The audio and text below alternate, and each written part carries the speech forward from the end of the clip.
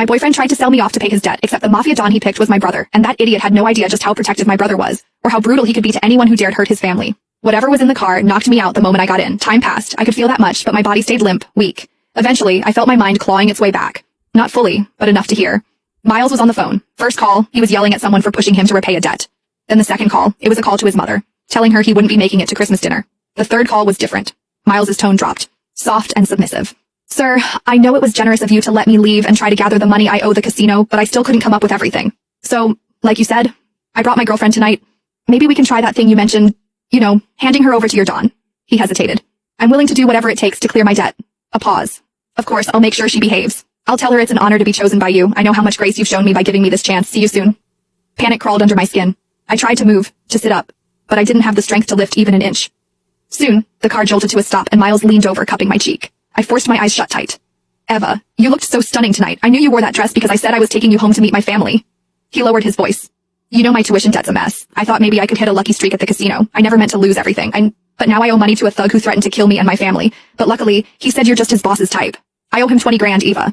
I can't let him go after me and my mom. His voice dropped, almost guilty. Don't blame me, Eva. Blame yourself for being too damn pretty.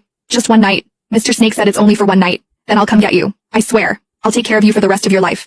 I'll take you to meet my mom. I'll marry you. Please, Eva. Don't hate me. He sighed, like the weight of it was crushing him. And most importantly, when we get to that casino, don't fight back, please. Things will only get worse if you do. I managed to twitch my fingers. They brushed against the hem of the dress I was wearing tonight. Miles was right. I'd put it on just because he finally invited me to spend Christmas with his family. I remembered how I smiled, how hopeful I was, how foolish to think we were actually moving forward. Turns out he was just selling me off. 20,000, that's all I was worth. Miles could have asked me for help and I would have given it, but instead his pride decided betrayal was easier. My thoughts spun, scrambling for a plan. I remembered the bracelet on my wrist, the one with a hidden alarm. One press, and it would send an SOS to my brother, along with my location. The problem? I was still too weak to move. So I decided to wait for now, gathering what little strength I had left.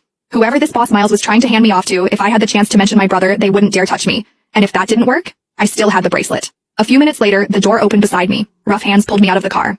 I brought her, just like you asked, Miles said, his voice trembling with fake pride. A rough voice answered, laced with amusement. I gotta admit, even in my line of work, I didn't think you'd actually sell your girlfriend, but... A hand grabbed my chin, tilting my face up. You were right, she's very pretty. Not just pretty, Miles added quickly, eager, pathetic.